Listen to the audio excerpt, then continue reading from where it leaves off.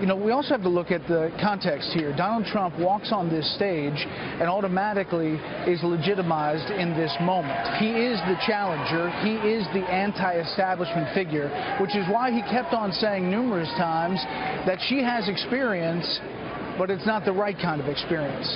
And that does resonate. We've seen in the polls that this is supposed to be a change election, but many voters are just deciding whether they can change to Donald Trump. The question tonight, as we bring in our panel, is whether he got over the bar of Commander-in-Chief. Brit, Hume, Dana Perino, and Juan Williams joining us now. Dana.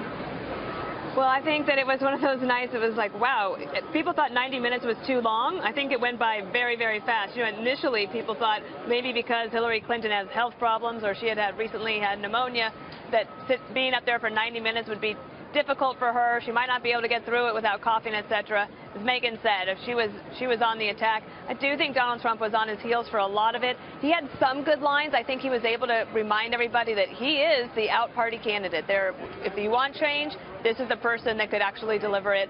Thought he was effective when he talked about her being there for 30 years and having not been able to make any of these changes. When he talked about the Trade-Pacific Partnership deal, he had a good line on that. But other than that, I think that the point about, if I could make one point on the war, she spent a little bit of time talking about whether Donald Trump supported the Iraq war or not. He went on a long defense about that. I've always believed that Donald Trump didn't need to do that. He wasn't the one in the room with classified information who was briefed, who actually had to make a decision and take the vote. Hillary Clinton was. I don't think he has to own that as much, but he spent about 8 minutes on it in this debate, and I don't think that was time well spent. Brit, Hume, your thoughts? Well, Megyn, it seems to me that Trump got off to a pretty good start. He dominated the stage for the first 10 or 15 minutes of the debate. He was the old Donald Trump, the Donald Trump of the primary debates, very aggressive, very tough on his opponent. But thereafter, I think he ran into trouble principally on two issues. First, he ran into trouble on the birther issue was certainly one. He had a very hard time with that, and he had a very hard time, it seems to me, in dealing with the question of his tax returns. I think a lot of people who are listening carefully might not find his answers too convincing. There are two other questions, and that is, for most of the debate, what the television audience saw were the two faces of the two candidates. And the question for a lot of people, I'm sure, was, or for assessing their judgment is, what did they think of the two faces that they saw while the candidates were not talking, while they were listening? The Trump expression was one we're all familiar with from the earlier debates. He looked annoyed, put out, uncomfortable, and she looked, I think, for the most part, she looked composed, smug sometimes, not necessarily attractive. I think a lot will turn on how people reacted to the faces they saw side by side on that screen tonight, and we'll have to wait to find out how that turns out. You're looking live, by the way, at the spin room, and Donald Trump, we're told, is going to go to an interview with Sean Hannity. He referenced Sean Hannity numerous times in this debate, said somebody should call him. Well, I guess he did. He's going to be talking to Sean Hannity in just a moment. We're going to dip into that, I believe.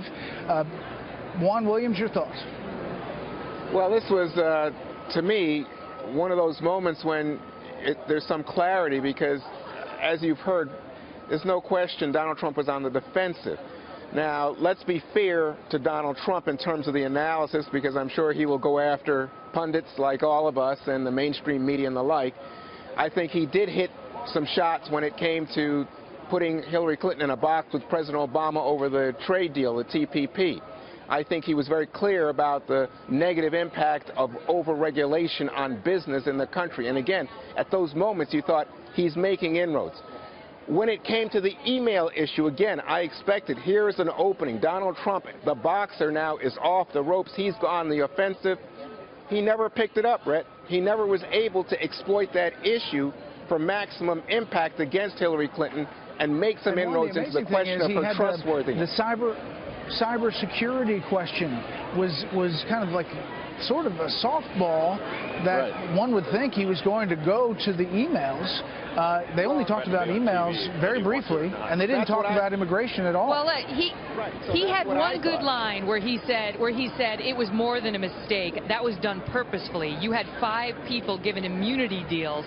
you know, as a result of your so-called mistake, which brought it home. But there was a lot of time that he was given to exploit the issue, which has been a major issue in the campaign, and it went unused. He went back to the taxes and playing defense on that. We've